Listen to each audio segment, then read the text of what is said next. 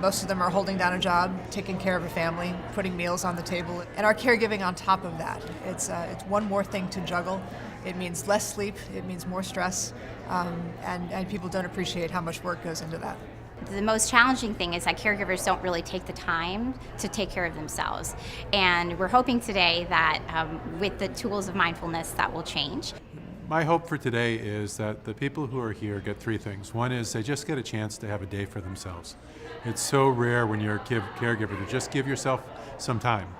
The second is that through the mindfulness training, they gain some skills and tools that they can use to help themselves, because if you don't care for the caregiver, then they can't do well for somebody else. And then the third thing I hope they get out of it is a new network of people that they can turn to. Mindfulness is a particular way of paying attention, which you wouldn't think would be all that helpful in managing stress. But it helps because when we're stressed and reactive and bent out of shape, our mind bounces all over the place. And when we learn to stabilize that a bit, to steady it and to find more solid ground to rest on, we're less reactive and we feel less stressed. This conference is so important because all these caregivers come together as kindred spirits. They look at each other and they just nod. And like, I get it. I live it. It's an amazing experience to be with kindred spirits. I'll tell you, that alone is healing. And then they come to a conference like this, and we, as organizers, as leaders, we hold them and give them tools and teach them how to hold each other and themselves. My hopes for this day here is that we'll all have a chance to slow down enough to remember why we care so much. And that if we could just take care of ourselves, we put a little bit of that energy, a little bit of that attention, a little bit of that longing for the people who you love to be well, and direct it towards yourself. So I received the invitation in the mail and responded right away because I knew I needed it. You know, you always underestimate what it's going to take to care for someone. And I'm here to find out more on what I can do for myself, because living on 3.5, 4 hours of sleep a night, running on adrenaline for those 4 months, the first 4 months till somebody can bring you a care aid, is something that now it's time to take care of myself.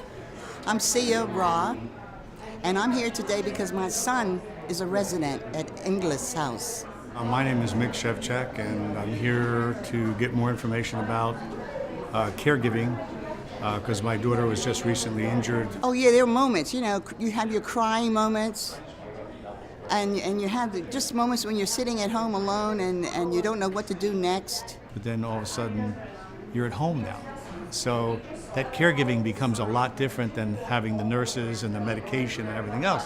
So now you become all the doctors, all the nurses, and now you have to figure out how to best care for that person. My name's Marianne Kaplan. I'm here with my sister Peggy Neary, and we're here for our nephew Kevin Neary, who is a quadriplegic.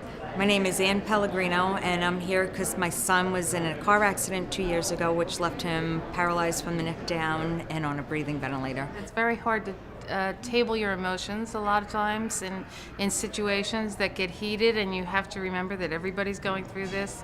Was there a point when you knew you needed help? Yeah, when my son would tell me, "Ma, take a chill pill." Dis-ease. 2 words. A longing for something we can't have is dis-ease.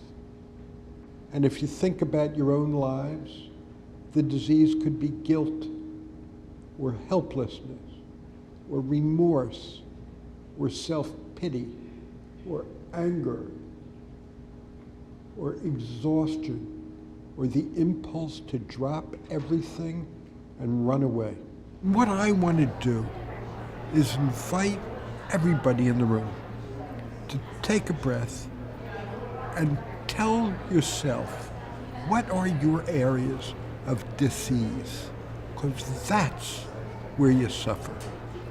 Not so much about the external stuff, not about catheters and wheelchairs. Those are problems. But suffering is where you experience dis-ease. And the opposite of dis-ease is not health. The opposite of dis-ease is ease. That's what we all long for, isn't it? My name's Diane Lachlan. My name is Mary Beth, and I'm here today to learn about balance for self-care so I can be a better caregiver. My name is Cheryl, and I'm here today because it occurs to me that my most recent challenges are such that other people must have similar ones, and I wanted to share and hear from them. Because I am the oldest, and I, do, and I will admit that. And I was losing my patience a lot. My parents are hearing was going, so I found myself repeating to everybody and anybody and yelling, "This is what I said." So I felt, usually I bring calmness to the situation, and I think I was adding to maybe the tension a little bit. I felt I really wasn't taking care of myself. I felt that I was starting to become depressed and anxious, and I was really losing a lot of my ability to care for others because I was becoming upset myself. All of my life I've been a fixer, and when I was younger and my daughter was younger, it was much, much easier to fix it. As she's getting older and I'm getting older, it occurs to me that there are a number of things I'll never be able to fix. We want them to move from dis-ease to ease, and more realistically, to be aware of ease when it happens, and to be aware of dis-ease when they experience that also. To know that when they experience dis-ease, they suffer. And what do any of us need when we suffer? We need care. We need compassion. We need care. And we can do that for ourselves, provided we have the tools. That's what this conference is about.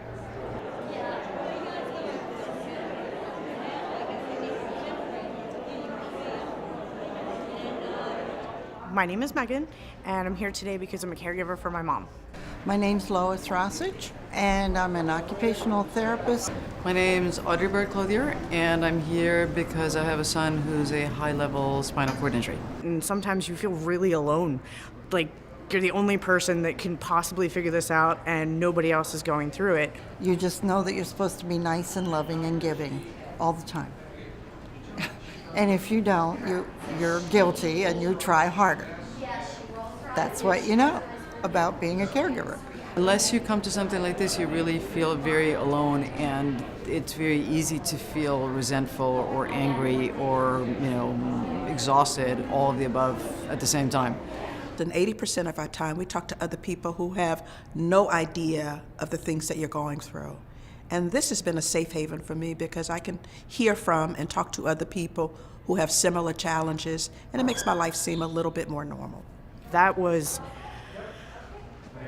overwhelming a little bit when you first walked into the ballroom, just to see how many people are exactly like me. And hearing that you're not alone in struggling with the techniques that help you feel better, and that the self-acceptance that everybody's kind of going through what you're going through. Part of the function of this conference is to create an atmosphere of caring, of safety, so that people can open up to really tell their stories.